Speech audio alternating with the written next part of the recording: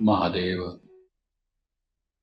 भगवान श्री कृष्ण तथा सारे मनुष्य इस बात पे सहमत है कि जीवन में तप, दान और यज्ञ ये सारी अपने व्यवहार की बुनियादी तत्व है। इन्हीं के आश्रित होकर के अपने व्यवहार को चलाना चाहिए। किंतु भगवान श्री कृष्ण जैसे तप के विषय में कहते हैं कि एक शारीरिक तप है, मानस तप है और वाङ्मयीन तप है, वैसे ही भगवान और कुछ बारीकाई की बात यहाँ पे समझाते हैं। भगवान कहते हैं कि तप किसी कोई भी हो, शरीर के द्वारा किया गया हो, वाणी के द्वारा किया गया हो अथवा मन के द्वारा किया गया, परंतु सावधानी ये बरतनी है कि एक बार अपने भीतर झांक के देखना पड़ेगा कि हम तप, यज्ञ, दान जो कर रहे हैं, क्या ये सारे यद्यपि है तो अपने जीवन के बुनियादी तत्व, परंतु क्या ये सात्विक है, राजस है अथवा तामस रूप है। ध्यान देना पड़ेगा।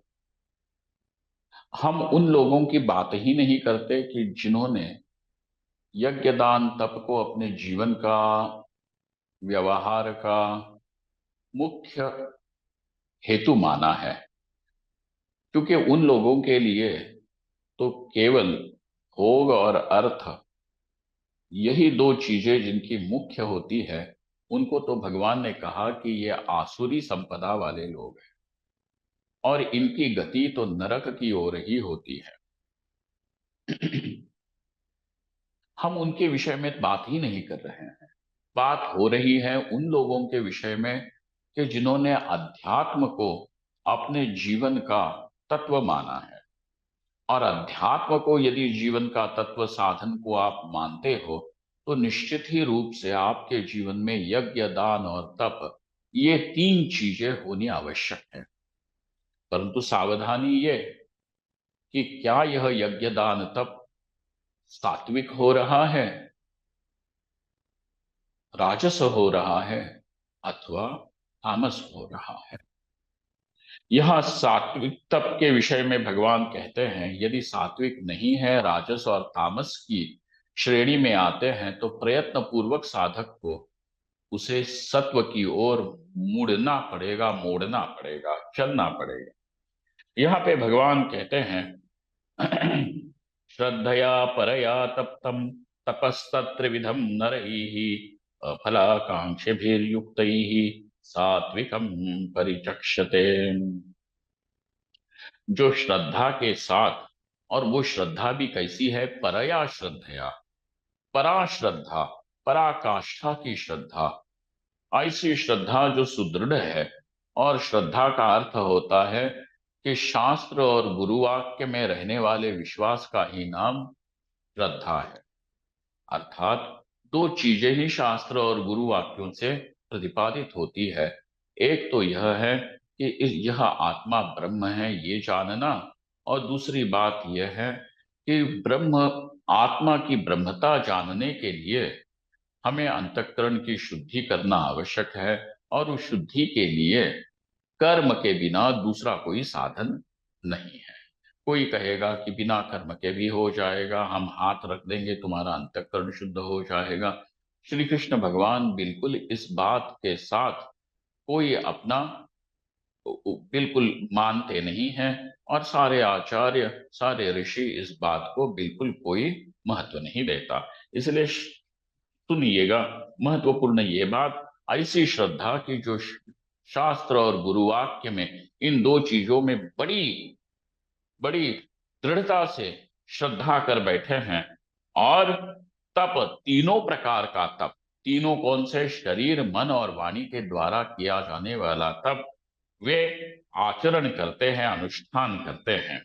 अफलाकांक्षी, और उसमें से हमें कुछ मिलेगा, हमें इससे फायदा होगा। और वो फायदा भी किस प्रकार का फायदा, कि लौकिक पारलौकिक फायदा होगा। यह जिन लोगों की सोच है, वे, वह तप होकर के भी वह सात्विक तप नहीं।